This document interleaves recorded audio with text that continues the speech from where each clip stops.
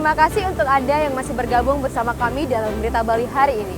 Untuk Anda yang baru bergabung, kembali kami sajikan 3 berita utama Berita Bali hari ini.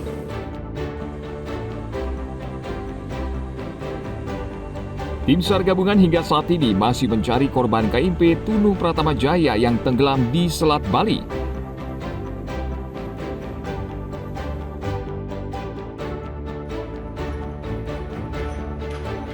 Akibat hujan deras, jalur Tabanan Gilimanuk sepanjang bypass Ngurah Rai macet parah.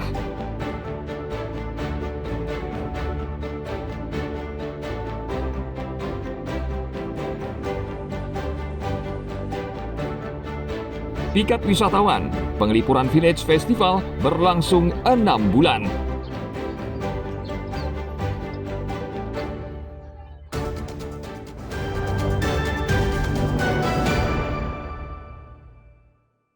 Posisi saat ini berada di mendekati posisi 202 demikian. Petualangan mendaki Gunung Batu Karu berubah menjadi drama penyelamatan yang menegangkan. Seorang ibu dan anak perempuannya yang dilaporkan tersesat sejak hari Minggu 6 Juli lalu, akhirnya ditemukan selamat pada hari Selasa dini hari. Kisah bermula saat Astuti dan putrinya Resta berusia 19 tahun mendaki Gunung Batu Karu, namun mereka tidak kembali sesuai jadwal.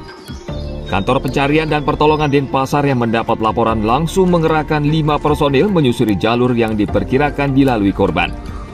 Namun hasilnya nihil. Hingga sore hari, tim SAR hanya menemukan sisa makanan di ketinggian 1.600 meter di atas permukaan laut.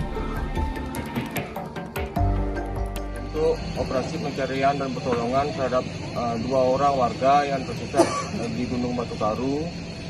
Jadi pada pukul 16.30, kedua korban ditemukan oleh tim SAR gabungan di Pura Puncak Kedaton dalam keadaan selamat. Jadi terima kasih kami ucapkan kepada semua unsur yang terlibat dalam operasi pencarian dan pertolongan ini. Sekian dan terima kasih. Akhirnya sekitar pukul 7 malam, tim SAR berhasil menemukan korban bersama rombongan pendaki lain yang menuntun turun dari ketinggian 1.900 meter dari permukaan laut. Astuti dan anaknya dalam kondisi lemas dan langsung dibawa ke rumah sakit untuk menjalani pemeriksaan. Ana Agung Gede Agung melaporkan dari Tabanan.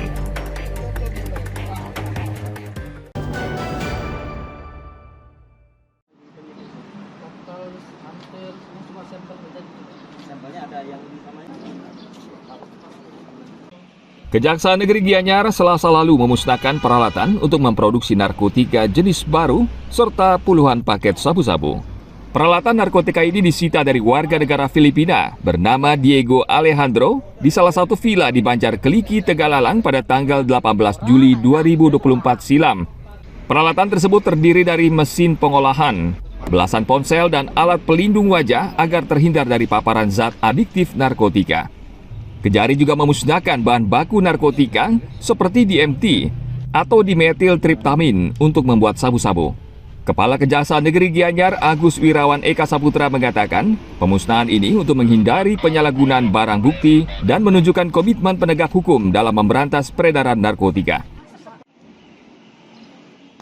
Kami melakukan pemusnahan untuk perkara dari Januari sampai bulan Juli 2025, di mana perkara Januari sampai ini cukup banyak. Cuman yang mempunyai kekuatan hukum tetap ada sekitar 39 perkara. Kurang lebih ada 122,05 gram berupa sabu-sabu dan sebagian ganja, serbuk ganja tadi dilihat, dan juga alat-alat yang digunakan untuk itu. Contohnya handphone, kemudian alat-alat untuk memproduksi narkotika jenis sabu, dan juga tadi ada sabu cair yang bisa digunakan dalam bentuk tape ya, liquid. Setelah pemusnahan barang bukti, Kepala Kejaksaan Negeri Gianyar menandatangani berita acara bersama seluruh unsur pejabat Forkompinda dari pihak Pengadilan Negeri Gianyar, Polres Gianyar serta BNN Kabupaten Gianyar dan rutan setempat. Tim liputan melaporkan dari Gianyar.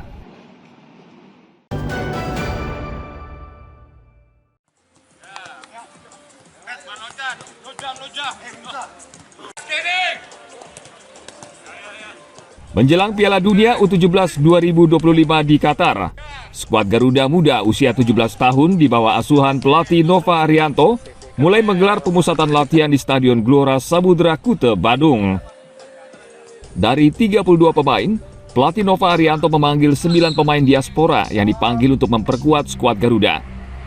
Ke-9 pemain diaspora tersebut berasal dari sejumlah klub yang tersebar di Belanda, Australia, dan Italia. Dari 32 pemain yang menjalani seleksi akan terpilih 21 pemain untuk memperkuat skuad Garuda di ajang Piala Dunia U17 2025 pada November mendatang di Qatar. Dalam pemusatan latihan, pelatih Nova Arianto memfokuskan pada latihan fisik dan adaptasi perubahan cuaca. Oke, total pemain ada sekitar 32 pemain ya, karena sekali Goli sedang persiapan di Piala Presiden, termasuk si Nasril ya. Nasril yang di Persib, termasuk ada juga si Raka yang masih bermain di Persib. Kalau hari ini kita hanya melakukan aktivasi dan kita ingin melihat secara kondisi ya, karena bisa pahamin pemain-pemain diaspora datang dengan situasi kan cuaca yang berbeda, makanan yang berbeda, dan saya mencoba melihat dari adaptasi mereka dulu. Dan saya lihat secara kondisi memang belum bisa mungkin sama dengan pemain yang lainnya, tapi saya bisa pahamin karena ini proses adaptasi buat pemain.